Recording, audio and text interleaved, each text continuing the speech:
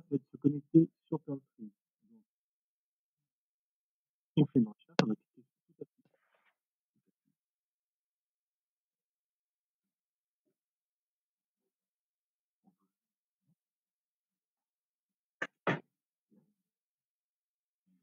Ensuite, je me connecte. Là, il vous propose deux menus. Il faut utiliser EduConnect. Et là, en tant qu'élève, vous vous connectez avec votre identifiant EduConnect, votre mot de passe.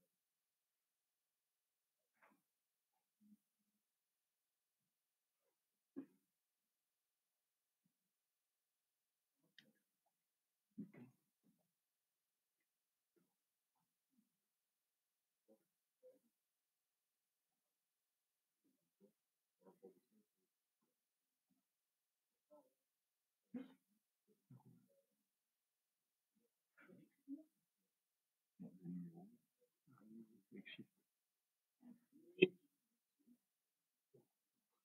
Vous restez appuyé avec Shift. Shift. Ouais, Shift.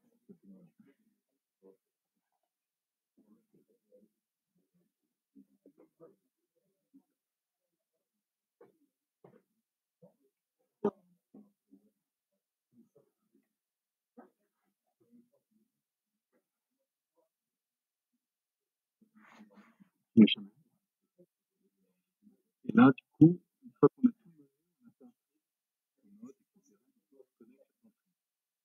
Une fois que vous êtes sur Pearltree, on va l'enlever tout seul. On va enlever. Ça, c'est bon, c'est ce que j'avais fait tout à l'heure. Donc, normalement, vous avez un petit message d'invite. Vous allez là-dessus.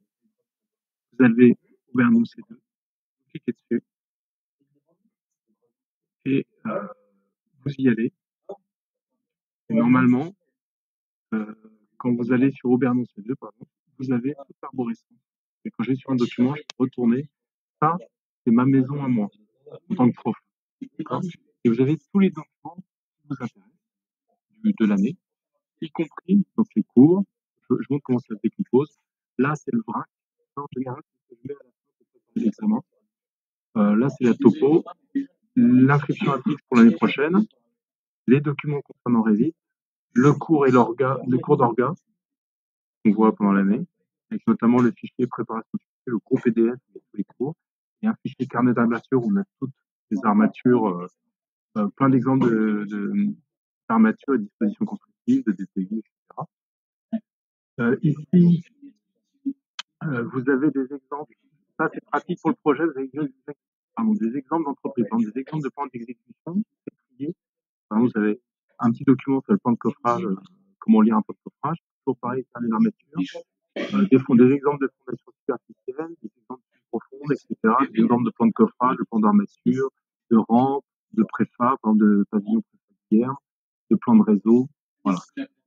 Vous avez des exemples. Ça, c'est très pratique en projet. Des exemples de plans de méthode. En méthode, vous avez des exemples de planning, de pic, de rotation de banche, de plans de sécurité collective, des paiements de coffrage plancher, des tables de climatique, des plans de séchage, etc., des plans d'étaiement de poutres, des plans de prémure, des plans de soutènement provisoire. Et si je reviens au-dessus, vous avez, ce qui nous intéresse là, c'est le suivi de chantier. Vous avez des suivis de chantier des années précédentes, vous avez des exemples de diaporamas sur des chantiers, c'est ce que j'avais fait moi, donc avec des données, par exemple des fiches de suivi, etc. Et vous avez votre dossier à vous qui est là. Si vous voulez l'avoir, si vous voulez le mettre dans votre arborescence, je clique sur mon arborescence à moi, donc en tant qu'élève, là par exemple Abdallah, pour l'instant il n'y a rien. C'est-à-dire que vous avez accès à toute mon arborescence, mais il faut aller sur mon compte. Si vous voulez organiser votre propre arborescence, donc suivi de chantier, vous en avez besoin, prenez ce dossier, il y a deux façons de le faire. Soit vous ouvrez ici et vous dites ce dossier, je le mets dans ma collection. Soit, si je veux le trier plus tard, je prends ce dossier, je le mets là,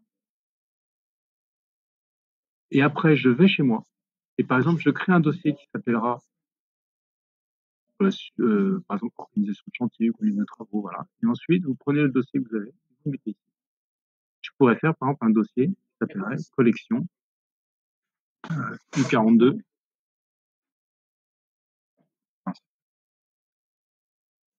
U42 structure, dans lequel je mettrai tous les documents que me donne Monsieur Struyou en structure. Je peux me faire une collection.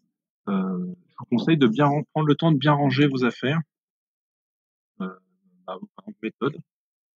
Et là-dedans, vous mettrez tout ce qu'on fait en préparation de chantier. D'accord? Donc, par exemple, suite chantier, c'est plutôt ici. Et par exemple, si vous voulez avoir le cours, vous retournez chez moi. Vous voulez, par exemple, le cours préparation de chantier, il doit être au début, je crois. Préparation de chantier. Voilà, il est là. Bah, je peux le mettre directement dans la bonne case. Je le prends et je le mets en méthode. Et normalement, si je retourne dans mon arborescence, voilà, c'est mis ça. Ce logiciel est un peu pas très intuitif, pas le prise quand on travaille sur PC. Par contre, il est très intuitif pour tout ce qui est tactile, donc notamment les téléphones portables. Quand vous êtes en suite chantier, normalement ce dossier-là, avec Abdallah, il est où toi? Et donc sur quel chantier? Là, Briton. Donc normalement, tu as accès. Tu peux basculer toutes tes photos par glisser-déposer, et même quand tu les fais, c'est-à-dire si tu as une photo qui est vraiment intéressante que tu as fait sur le chantier, tu peux la glisser-déposer, lui mettre un nom, et comme ça, elle sera accessible pour tout ton groupe de travail. Quand on regarde là, pour l'instant, les membres de l'équipe, tu as moi, enfin le prof, Sohen, Abdallah et Grégoire. Voilà. Et donc, à vous d'organiser ça. Pareil, si je fais, je vais me mettre en vitesse basse, si je vais sur là c'est mon drive, c'est le drive de prof, mais imaginons que je fasse un plan, par exemple, un plan type ici. Donc là, vous, ce serait votre plan de votre rapport, et si vous travaillez en collaboratif,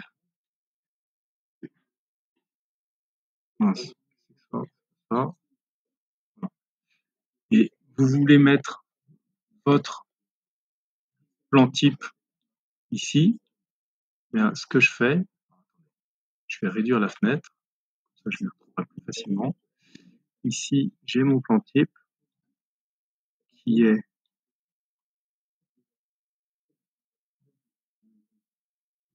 voilà, il est ici, je le prends, je le mets,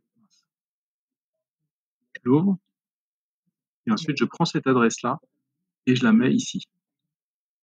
Et là, il va mettre mon plan type. Ce qui fait que quand je l'ouvre, n'importe qui de mon groupe de travail pourra l'ouvrir et l'éditer.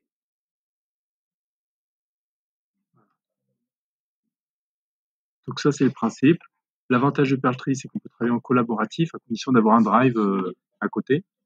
Et puis, tous les documents qu'on va stocker seront accessibles pour tout le monde. C'est fini.